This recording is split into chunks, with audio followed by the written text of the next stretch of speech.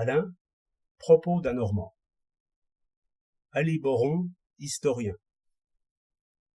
Maître Aliboron, c'est ainsi que l'élégant Barrès appelle l'instituteur. C'est bientôt dit. Encore faut-il rechercher ce que Barrès entend par là. Il ne veut point dire assurément que l'instituteur soit incapable d'apprendre à lire aux gosses, ni qu'il ignore l'arithmétique ou le système des poids et mesures. Là-dessus, il n'y a pas à disputer. Cet enseignement est très difficile à donner comme il faut.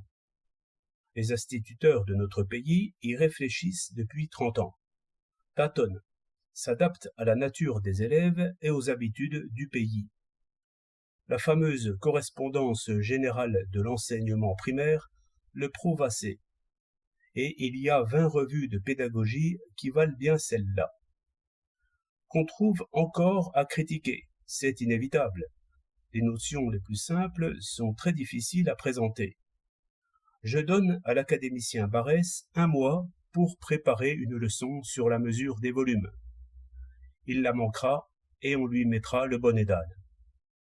Non, c'est l'histoire qui est en cause. L'histoire traîne après elle des discussions sans fin. Elle se donne comme une science et n'est qu'une pauvre rhétorique, bonne à tout faire pour tous les partis. La meilleure histoire n'est jamais qu'un pamphlet.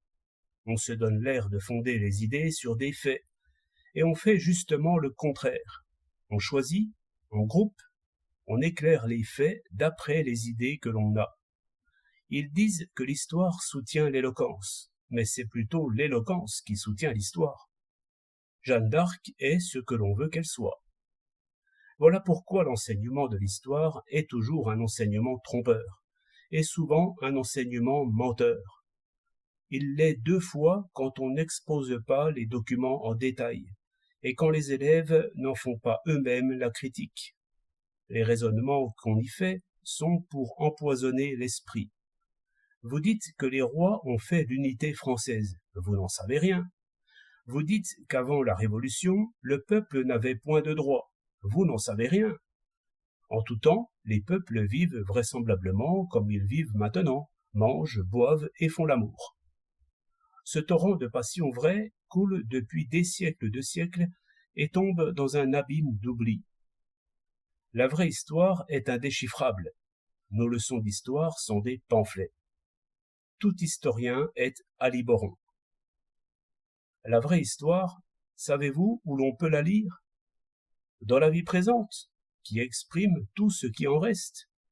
La vraie histoire vit en nous et autour de nous. Disons mieux, elle se dessine dans l'avenir. L'avenir, c'est le passé qui s'exprime en raison.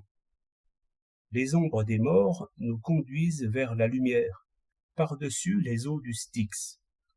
Nous suivons Newton, Archimède et Socrate, et la justice de Saint-Louis nous attend sous le chêne. 7 juillet 1908.